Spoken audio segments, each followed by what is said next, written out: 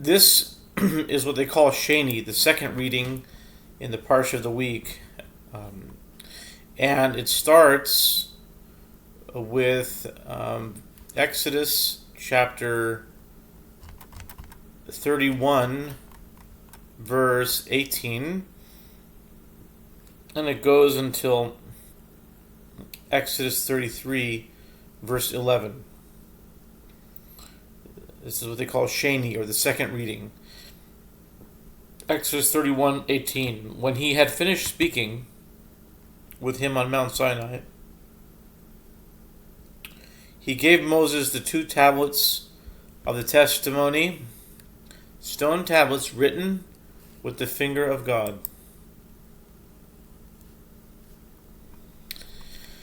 When the people saw that Moses was late in coming down from the mountain, the people gathered against Aaron, and they said to him, "Come on, make us gods that will go before us, because this man, Moses, who brought us up from the land of Egypt, we don't know what has become of him."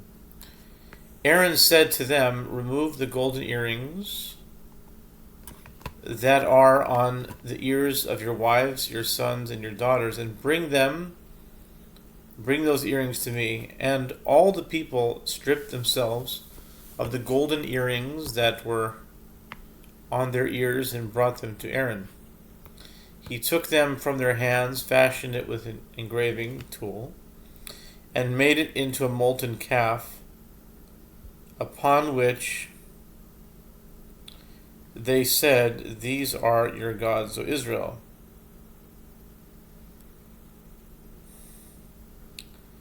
who have brought you up from the land of Egypt."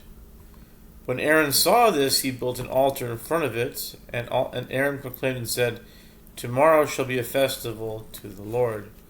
On the next day they arose early, offered burnt offerings, and brought peace offerings, and the people sat down to eat and to drink, and they got up to make merry. And the Lord said to Moses, "Go, descend, for your people that you have brought up from the land of Egypt have acted corruptly. They have quickly turned away from the path that I have commanded them. They have made themselves a molten calf, and they have prostrated themselves before it, slaughtered sacrifices to it, and said, 'These are your gods, O Israel, who have brought you up from the land of Egypt.' And the Lord said to Moses, 'I have seen this people, and behold, they are a stiff-necked people. Now leave me alone, and my anger will be kindled against them, so that I will annihilate them, and I will make you into a great nation.' Moses pleaded before the Lord his God and said, 'Why, O Lord, should your anger be kindled against your people, whom you have brought up from the land of Egypt with great power and strong hand? Why should the Egyptians say, He brought them out with evil intent to kill them in the mountains and to annihilate them from upon the face of the earth? Retreat from the heat of your anger and reconsider the evil intended for your people. Remember Abraham, Isaac, and Israel, your servants, to whom you swore by your very self, and to whom you said, I will multiply your seed like the stars of the heavens, and all this land which I said that I would give to your seed, they shall keep it as their possession forever.'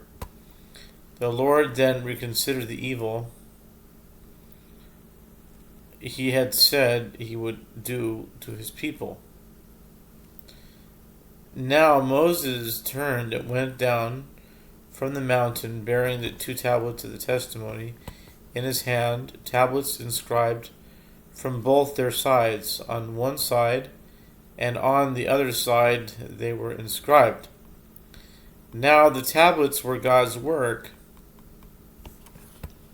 and the inscription was God's inscription engraved on the tablets.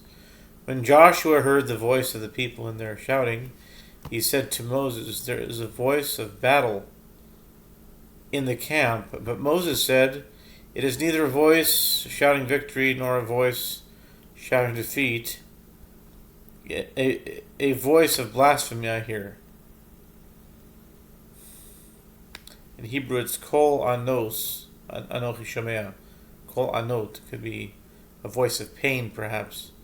They translate your blasphemy. In any case, now it came to pass when he drew closer to the camp and saw the calf and the dances that Moses' anger was kindled, and he flung the tablets from his hand, shattering them at the foot of the mountain. Then he took the calf they had made, burned it in fire, ground it to fine powder, scattered it upon the surface of the water, and gave it to the children of Israel to drink. Moses said to Aaron, "What did this people do to you that you brought such a grave sin upon them?" Aaron replied, "Let not my Lord's anger grow hot. You know the people, that they are disposed toward evil.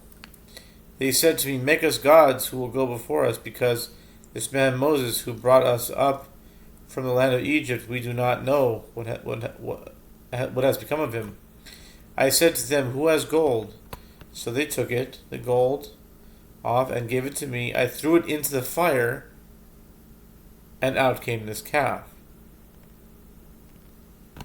And Moses saw the people, that they were exposed, for Aaron had exposed them to be disgraced before their adversaries.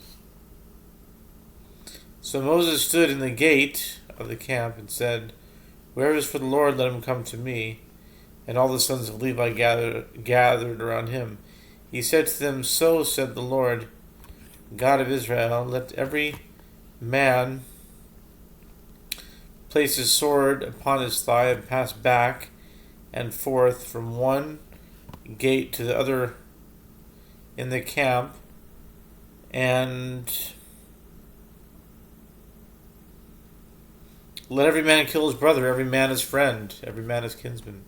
The sons of Levi did according to Moses' word, and on that day some 3,000 men fell from among the people. And Moses said, "Initiate yourselves today for the Lord, for each man with his son and with his brother, so that he may bestow a blessing upon you this day." It came to pass on the next day that Moses said to the people, "You have committed a grave sin, and now I will go up to the Lord, perhaps I will obtain atonement for your sin."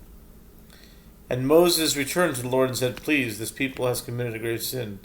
They have made themselves a god of gold. And now if you forgive their sin, but if not, erase me now from your book which you have written." And the Lord said to Moses, "Whoever has sinned against me, him I will erase from my book. And now go, lead the people to the place of which I have spoken to you. Behold, my angel will go before you. But on the day I make an accounting of sins upon them, I will bring their sin to account against them." Then the Lord struck the people with a plague because they had made the calf that Aaron had made. And now we're in chapter 33, verse 1. The Lord spoke to Moses, "Go, ascend from here, you and the people you have brought from the land of Egypt, to the land that I swore to Abraham, Isaac, and Jacob, saying, I will give it to your descendants. I will send an angel before you, and I will drive out the Canaanites, the Amorites, the Hittites, and the Perizzites, and the Hivites, and the Jebusites, to a land flowing with milk and honey, because I will not go up in your midst, since you are a stiff-necked people, lest I destroy you on the way." When the people heard this bad news, they mourned, and no one put on his finery. And the Lord said to Moses, "Say to the children of Israel, you are a stiff-necked people. If I go up into your midst, for one moment I will destroy you. But now leave off your finery, and I will know what to do to you." So the children of Israel divested themselves of their finery from Mount Horeb.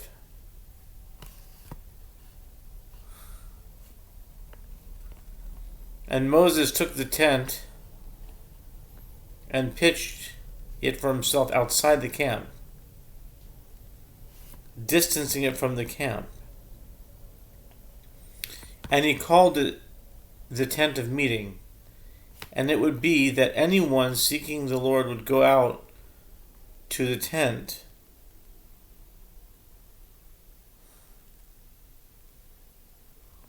Would go out to the tent of meeting, which is outside the camp. And it would be that when Moses would go out to the tent, all the people would rise and stand, each one at the entrance of his tent, and they would gaze after Moses until he went into the tent. And it would be that when Moses entered the tent, the pillar of cloud would descend and stand at the entrance of the tent, and he would speak with Moses. When all the people would see the pillar of cloud standing at the entrance of the tent, all the people would rise and prostrate themselves, each one at the entrance of his tent. Then the Lord would speak to Moses face to face, as a man would speak to his companion, and he would return to the camp. But his attendant Joshua, the son of Nun, a lad, would not depart from the tent.